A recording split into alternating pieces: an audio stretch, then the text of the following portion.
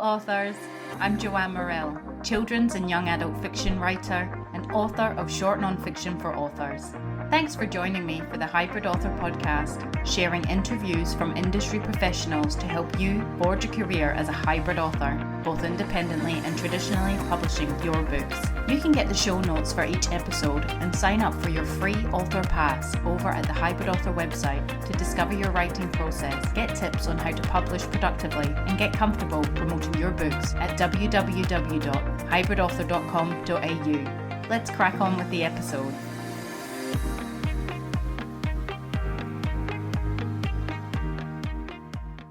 Hi everyone, and welcome to the 15th episode of the Hybrid Author podcast in 2021. I've put together a very special episode which consists of a mashup of all the previous episodes I have put out this year. This mashup's going to be sharing some great tips from some sensational authors that I've had as guests this year to help you on your hybrid author adventure. But first, I want to let you know about some of the upcoming changes to the podcast that you can expect in 2022. So behind the scenes of the podcast, there's actually just me.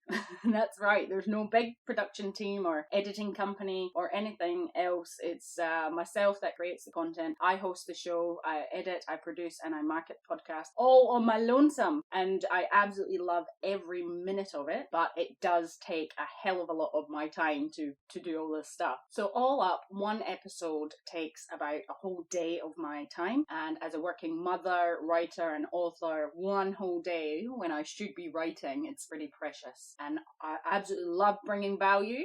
And I love sharing industry professional stories and tips on how we can all succeed and have a fruitful author career. But the time has come to determine if you guys feel the same way and value the show for what it is. A great resource helping authors like you to have an amazingly abundant hybrid author adventure. So in 2022, you will be able to support the show through sites such as Buy Me a Coffee or Patreon. So this will unlock bonus episodes for individuals who do support the show, access to materials that are not going to be released to the general public, and all of your burning author questions answered. So also in 2022, there will be a sponsored slot through one or two adverts which will feature in each episode. This will cover the hosting costs of the podcast, and it will only ever be from industry idols and companies that serve us as authors. So you're not going to find any adverts about meat pies or hair products or anything like that. It will all be writing tools, publishing things, and just stuff that's all going to be part of things that are going to be part of our industry. And at the end of this episode, I'm going to share my podcast statistics and writing goals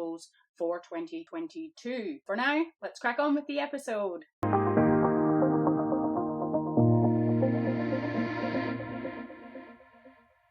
If you're interested in children's writing and literacy, maybe it's something you just, naturally gravitate towards. But it's certainly, I was so surprised when you read out the list because it wasn't something that I'm like, I will judge writing competitions. Go, Yeah, it's just kind of happened naturally. Yeah, which is awesome. I mean, when you said you kind of saw the opportunity for the romance writers one. Was that just, did they advertise it on their websites and things, or how did the opportunities come about? I feel like it might have been like a LinkedIn thing, or definitely social media. Never discount social media for finding out about opportunities. So I must have seen something, and I only went on as a read. I didn't go on, I was so at arm's length from the process. I was really just as a reader, because readers are just as good at, I think they're probably better at judging whether or not a story works. Yeah. Someone who's trying to learn the craft. So you're just very interesting that you, that it looks as if I'm tried to do it when it's just sort of. Yeah, no, well, I did wonder. So when you're kind of applying and things like that, do you have to state what kind of books you read, and are they looking for that specifically? Are they looking for specific qualities? I was thinking about probably. I don't think that it's an application kind of thing. I think the Ruby Award specifically was for a reader to be a judge. So I think, that was an expression of interest. So I kind of think there's either an expression of interest or you're invited. So for the Tim Winton Award, which I'm dead chuffed to be involved with, that was an expression of interest that went out to a librarian email group that I'm on. So that's how I found out about that, and I was pretty quick. You know, like I saw it and I was like, drop everything. I would love to do that. You know, I just want to be close to Tim Winton. I had decided to bring it out because my very first published picture book was a stranger danger story called You Don't Know Me. And at the time, I was famous for about 5 minutes, and it was endorsed by the state police and education departments and used in schools around the country. And of course, over the years, I kept reading the story to kids in schools, got asked if people could buy it, and it wasn't available. So in 2008, I got a new illustrator, Veronica Rourke, and we put together a condensed version of the book. That was my first venture into self-publishing. And then I waited about another 10 years before I had another go. And it's really only been the last 2 years, I suppose, that I've seriously been putting out regular titles. Fantastic. And Veronica Rourke, you've worked with her in a few projects, haven't you? Yes, I have. That was the first one we worked on together.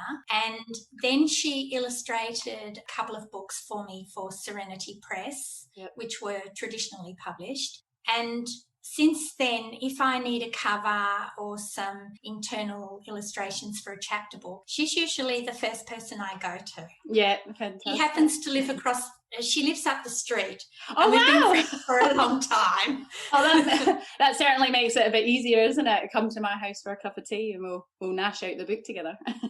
It's one that goes back years and years and years. I've been writing all my life. I still, whenever I do author talks, people ask me when I started writing, and I can recite the 2-line poem that I wrote as a 6-year-old. But I was first published as a poet when I was 12, and I've been writing professionally for 20 odd years. Let's not go into that. Yeah. But yeah, it was a passion in high school, well, late primary school and high school, when I read Tracy Harding's The Ancient Future trilogy. Tracy Harding's also a dyslexic Australian author. But what I loved about her trilogy was that she embedded metaphysics into fiction.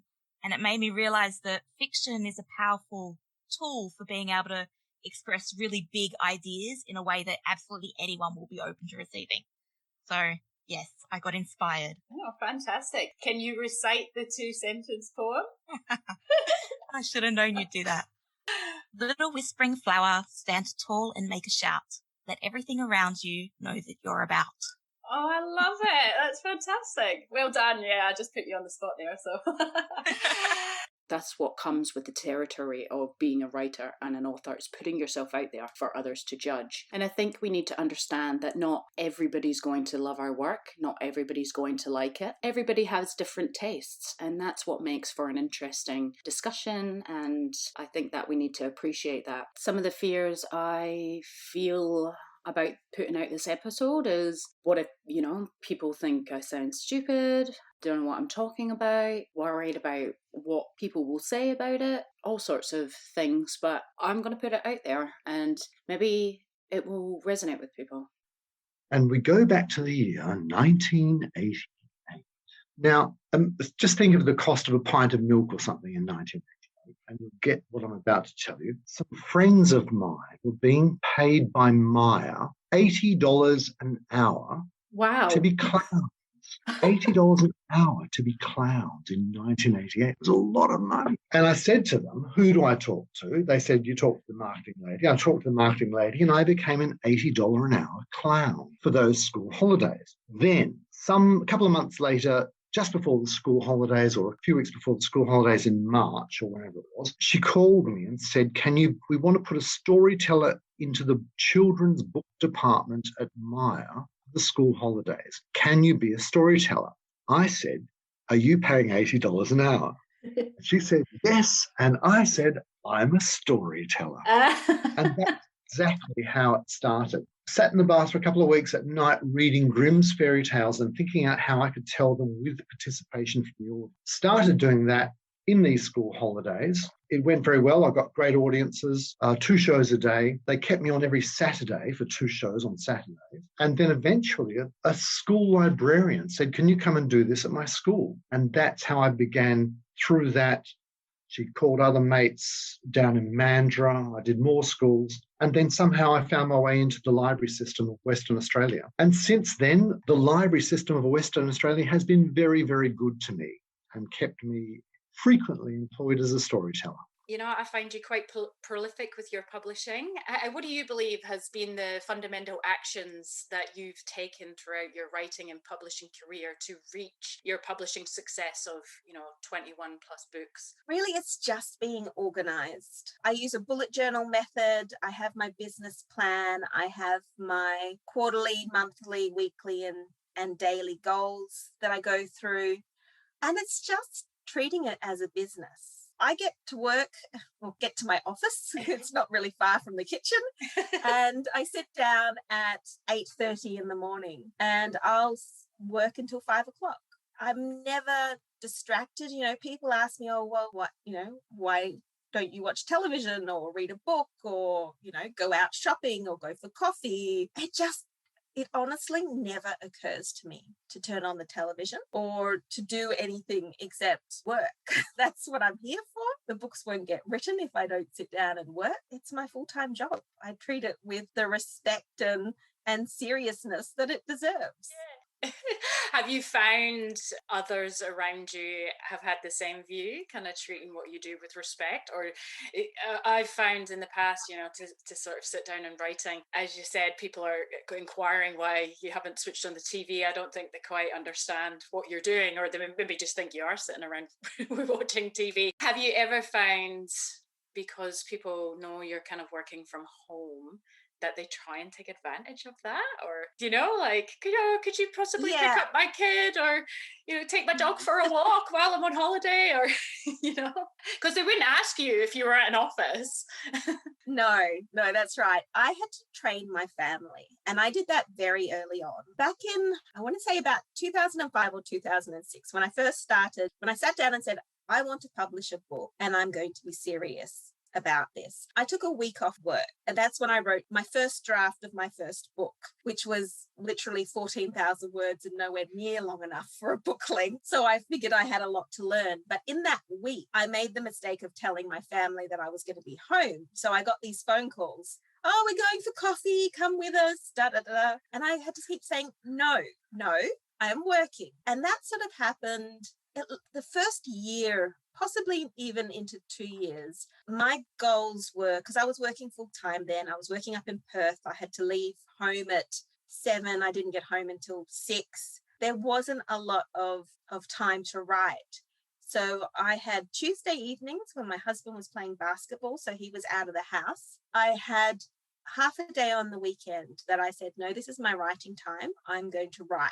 And so I had to be disciplined for me. That's how I work. So I had to say no to going out on the boat or going for coffee or getting together with friends, because no, that's my writing time. And my family reasonably quickly learned that when I said I'm writing, that meant I wasn't available. And so these days they know not to call me during the middle of the day for a chat, because no, I'm working.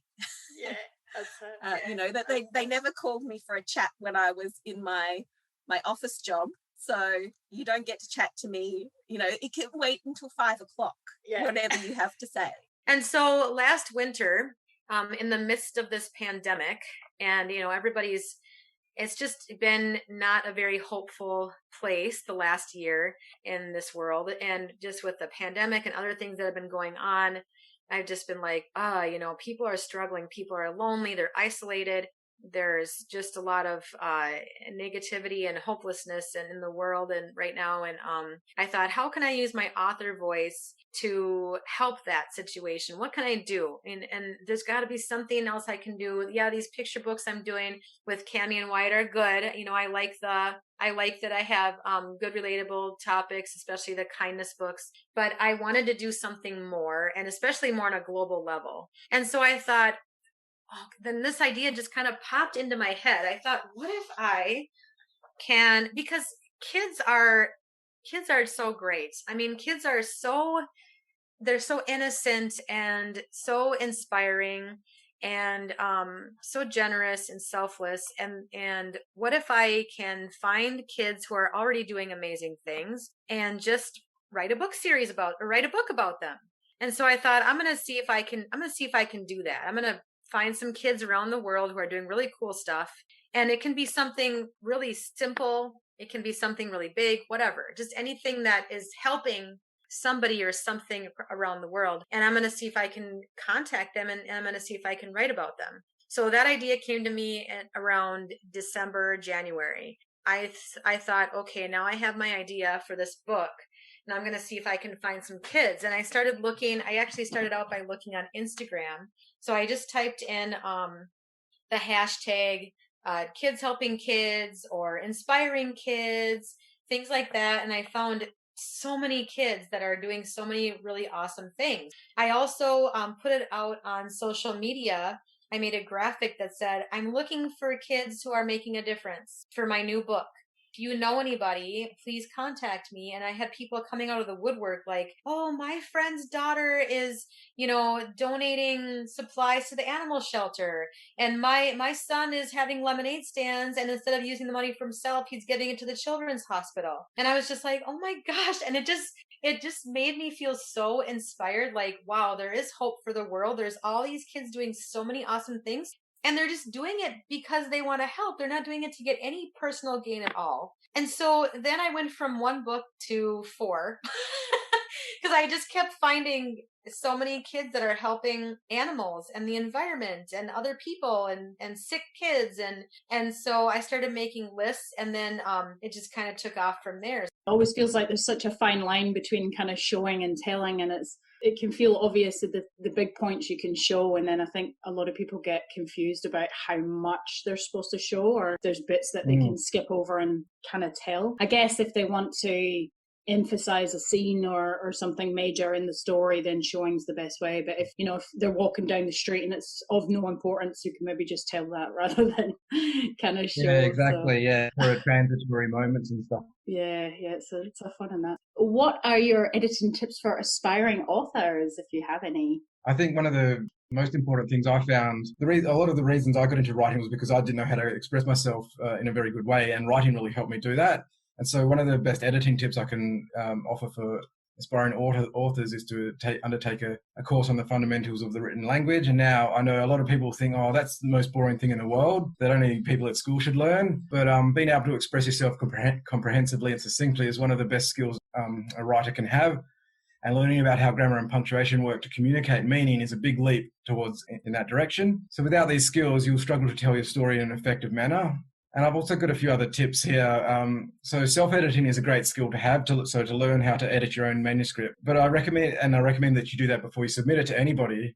But one of the best things to do if you're self-editing is to read your work aloud. So you'll be surprised at how many times you can read your work on the screen and gloss over obvious mistakes. I know when I was at uni, there was an assignment I did, and the word was meant to be creatures, but for some reason I put creates there, and every time I read or redrafted it, it just stayed there because it seemed like it was the right word, and obviously it wasn't. Yeah. I don't know if you've ever had any issues like that. I think I've seen a puzzle. So it's not really a puzzle before, but it's almost been a paragraph that is written with the words, each word with the correct first letter and the correct last letter, and you can, but all the other letters are jumbled up, but you can actually read the whole thing. Even though it's wrong, you can read it being that way. I think I always mix up from and form. That always, and I think the corrective spelling or spell check doesn't really pick that up sometimes, so you need a bit of an eagle eye. So what are your tips who would like to put out their own works of writing for your independently published experience? Do you have any tips for authors you would like to share? Any tips for authors? Hundreds of tips, but I'm still trying to learn myself. Mainly just for the indie publishing route. If they want to do their works themselves, like you said before, you did your research. So is that maybe one of the tips you would share? Make sure you look into the companies that authors are maybe looking at self-publishing their work through. I would say so. you just need to do your homework and read what's out there. There are plenty of Facebook groups for indie authors. If you join one of those groups, you can listen to other people's stories and you get a whole variety of interesting stories for what's happened to people. But also find colleagues who are doing it as well and sit down with them and talk with them about how you've gone about doing it. And if possible, even talk to one of the staff, the publisher or the editor in one of those companies and drill them with as many questions as you can.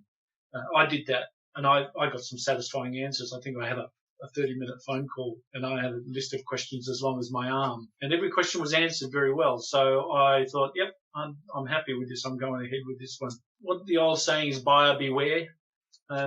You really got to beware. There are also some podcasts, etc., out there that talk a lot about independent publishing and about being self-published and all those kind of things. Just keep on adding to the information.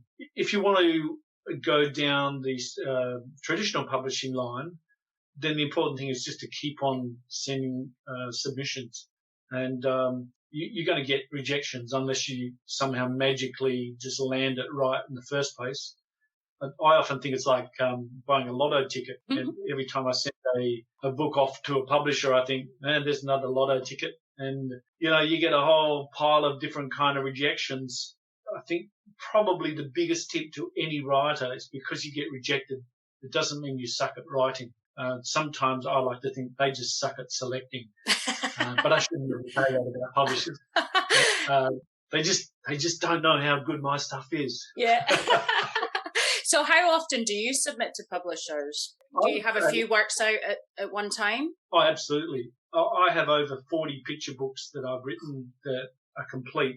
When I say complete, every second month I'll revisit every book.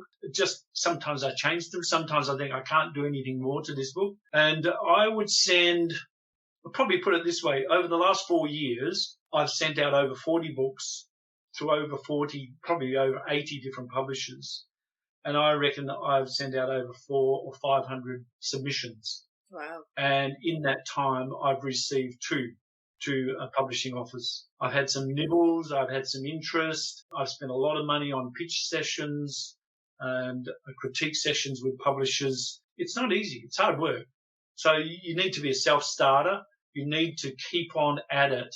As despondent as you can be when you receive rejections, you need to pick yourself up and just say, right, okay, that book wasn't suitable for that publisher. And I think the important thing is to realise that you are a good writer. And so how did you determine of what price to kind of set your course at? $1 million question. It is really, it's a challenge to do it. I'm not going to say it's hard. It's a challenge because you've got to do a lot of research and you've got to do comparison. You've got to really scour the internet looking for similar courses that you're creating and look at how much they're charging. Because you can go on Udemy. Udemy is another platform where you can create a course.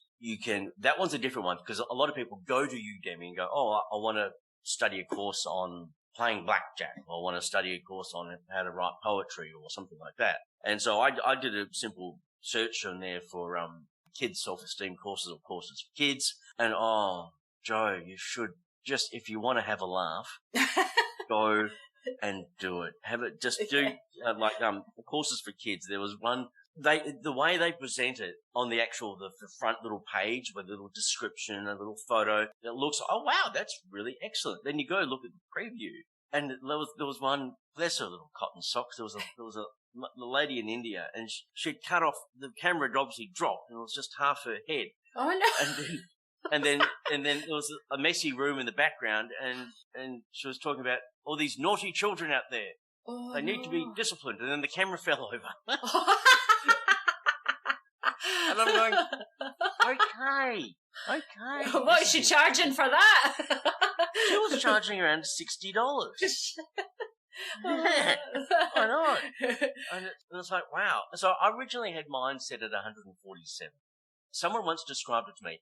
If they got me in personally to sit down with their child to talk about all this sort of stuff, how long would it take and what would be my value worth? And, like say, when you do a school visit and you can be at a school and do, say, 4 sessions and you can charge $650. So if you do an online content, obviously you can't charge that much, but that's sort of roughly what your value's worth. So there are some courses out there that are valued that much. So I thought, okay, do it at 147. That was quite good. I did that for a while. And then I saw other courses for 97, 47, 67, 187. I don't know why it's all this 7. It's just this random number. Yeah, I don't get it. And you've just got to really look what everyone else is doing, and sometimes people go, oh, go price lower, because then you're going to get it.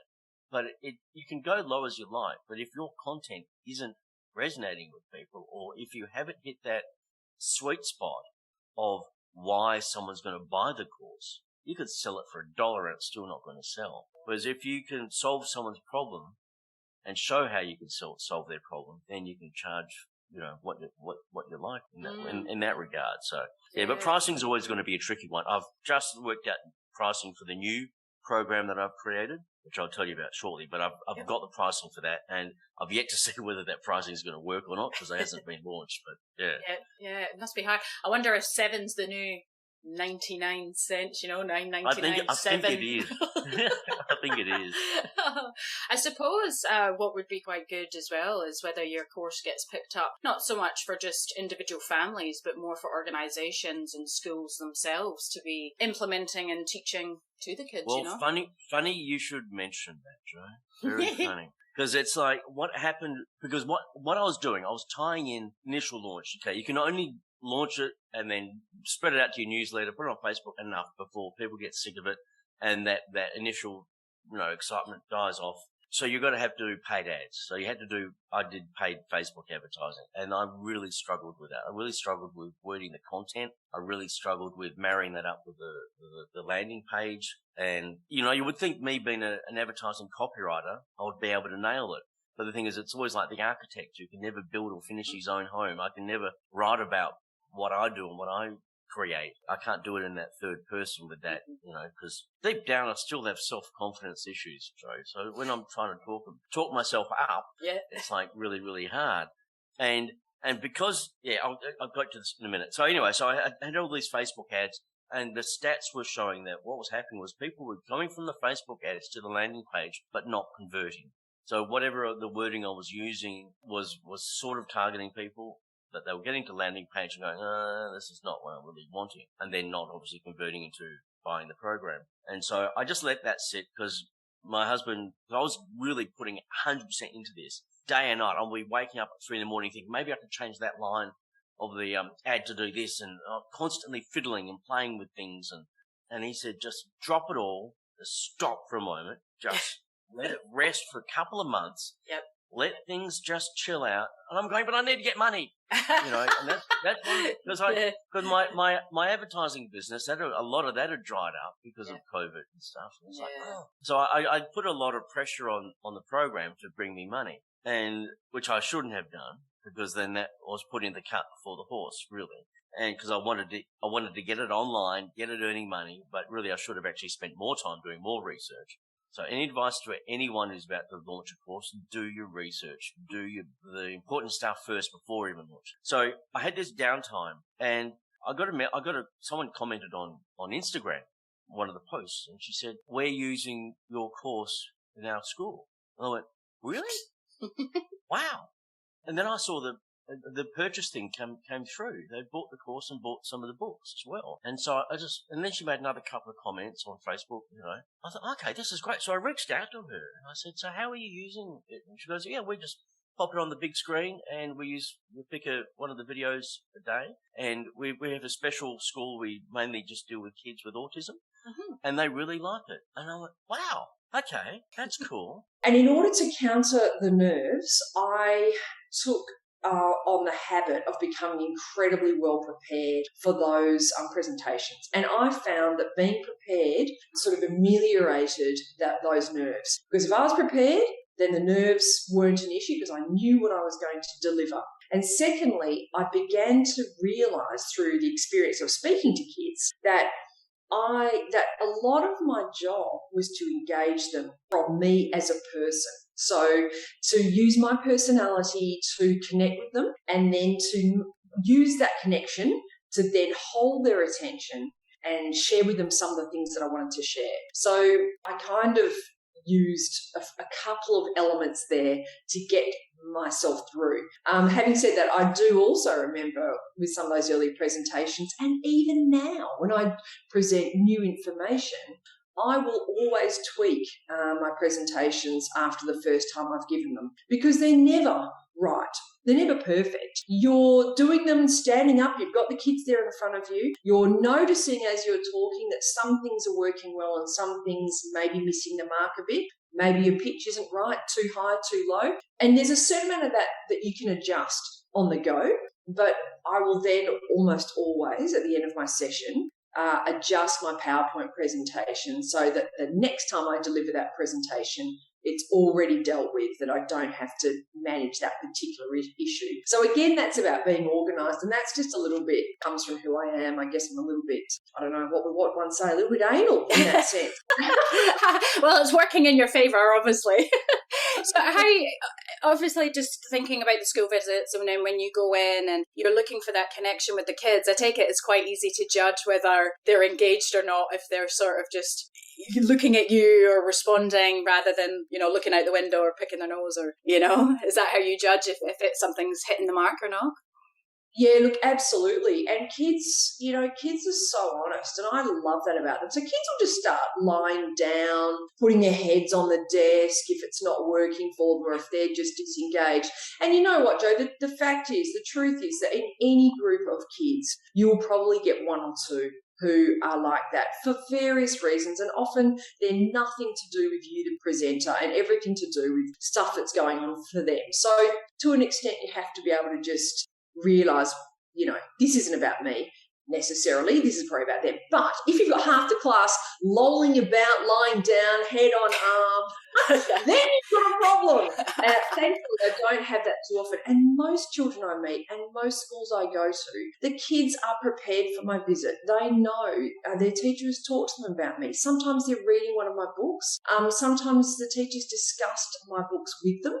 Other times, some of these kids will actually want to be writers themselves or illustrators. So, honestly, mainly when I go to schools, I am greeted with a classroom of smiling, gorgeous faces. Obviously, the smiles diminish as the children get a bit older. And as you go into the world of teens, you get a slightly different group and a slightly different vibe in the room. But I actually really like that too, because in a way, they're waiting for you to kind of connect with them. If you've been published by a traditional publisher, definitely the big eight always have teachers' notes on their websites. They've got lots of resources that have been done by their designers. I personally wrote all of mine myself because I'm a bit picky about that, and I know what it is that I wanted to say. Did you put your hand up for that with your publisher? You said, yes, with my background, I can do this, and they were quite happy for you to do that. Yeah. Yes, I did. I put my hand up for it. It was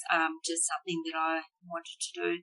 I can recommend going to the publisher's website. Definitely. I always go, no matter what I'm going to be using teaching. I've got a year 4 class. I'm working full-time at the moment. But I always go to the publisher's websites first to see what notes are there. Quite often I'll come up with the stuff myself, of course, but there might be things that I haven't thought of that I can actually write into my planning. So definitely. I'm not sure about a lot of the independent publishers. I'm guessing that they would be having teachers' notes on their websites. I mean, it's another way to sell your book, obviously. Yeah, because I have seen teachers' notes on PDFs from publishers' websites. I've saw them from Allen and Unwin. I think Fremantle Press maybe do them. I've also seen teachers' notes at the backs of books. I don't think I've ever seen them at the front of books. I have seen them on authors' websites. I think James Foley's got quite a few teachers' notes on his. Is there it doesn't seem like there's any kind of rule, I guess, there where they should be. It's good maybe if your publisher's got them and your book and you're sourcing them on your website. It's all just another chance for people to find your book and get it out there, I suppose. Yeah, I did my teacher's notes. I aimed it for children from grades 1 to 3. I have done some workshops with pre-primary classes, and I haven't written anything specifically for them. But yeah, and I think I will be doing teachers' notes for the upper primary and also for teenagers, because mental health issues are really, it's quite interesting what's happening to children and teenagers for mental health. But I would say that most publishers would have teachers' notes there. It's very important. It's part of your marketing. It shows people that what you're doing is current, it's relevant, it's contemporary. Children are going to be learning from this. Quite often there's different themes that you might not think of yourself. There'll be activities that they do that are really creative and fun, so teachers and parents, particularly when those in lockdown, are able to get on and they're able to print off activities they can do at home. I did a course with Jen Storer, which was great. What I learned from that was just have achievable deadlines, because I'm so used to writing picture books, which is the short word count. Doing a longer piece was quite intimidating, so I just set myself 150 words a day, and that was achievable. It took me 15, 20 minutes, and then it was done, and then I think, okay, good, and then next day I'll do 150 words again, and then I got it done by just breaking it down like that, so that was really helpful. That's great. And did you just stop at the 150 words, or sometimes you went over limit? Yeah, sometimes I went over. That was just, because if I was in the flow, and then I feel really proud of myself if I'd done 200 words or something. Good on you. No, I think that's fantastic, and setting small achievable goals, because sometimes we can, especially in the writing world, and I'm guilty of it too, you can set yourself such high, I've got to do this, and then feel quite bad if you don't achieve it, and you get writer's guilt, don't you, that you're not doing enough. That's it. You obviously have gone for gold and learned your writing craft, and now you are frequently submitting your work to publishers and have some publishing deals. So congratulations. How long have you been submitting your work to publishers? So I probably started about a year or so after I finished the writing picture books course, so it'll be about 5 years now that I've been submitting. In the early days I thought, this is going to be easy. It's really not. And then about a year after that I'm like, this is not easy at all, what am I doing? But then I just thought, I've just got to keep going, because if I keep going then I've got a chance of being published. Then if I give up, it's not going to happen, guaranteed. So it takes a lot of determination. Yeah, that's the traditional business model, I think, isn't it? Yes. So in the beginning, were you kind of just putting one work out, and then how many submissions do you have at one time now? I was in the beginning. I literally had one story that I didn't realise in the beginning that you could actually do simultaneous submissions. So I put one story out, wait 6 months, and then put that same story out to another publisher until someone said, you don't have to do that. You can do simultaneous submissions. So now I've got a few more stories on the go, and I've probably got about 15 or so out at the moment. It does vary depending on the time of year and everything. Yeah, no, that's great. I think back in the day that was the general rule, wasn't it? That you just went to one and couldn't put to another. So yeah, times have definitely changed for the better, thankfully. That's it. So how have you gone about choosing the publishers that you submit your work to? Have you been strategic, or just kind of, here everyone, this is my story? Sometimes it depends on the publisher. I mean, I usually research the publishers and make sure my book fits with their current titles. For example, I wouldn't submit a serious book to a publisher who's only interested in funny books, and vice versa. And I think after you've been following publishers on social media for a while, you start to get a sense of what they like and the kind of books they may be interested in. I mean, some publishers have all different types of books, and other ones will focus on certain areas. And you get to learn that after a while.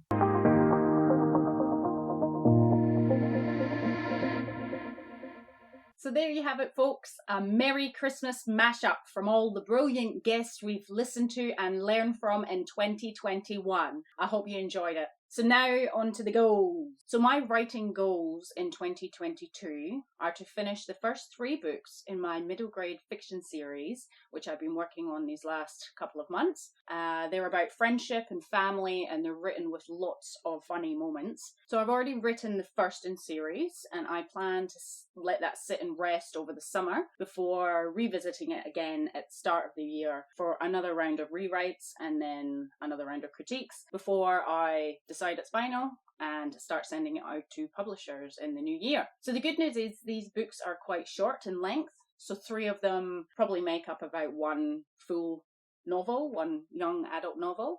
So this goal hopefully should be achievable with everything that I have on my plate, you know, a family, a household, part-time work out of the house, all other things. Sometimes goals can be hard to reach, but I've watched my behaviour this year and seen what I can and can't do. And I've been kind to myself as well. And I plan on doing the same next year. And I've tried to set realistic goals, and I realise what I can do and what I can't. And yeah, so fingers crossed the ones that I've set this year are ones that I will achieve. Then for the second half of the year, my writing mind switches over to non-fiction. Now, I've always tried to do non-fiction at the start of every year, and then I have got to switch over to fiction. So I'm trying something different this year.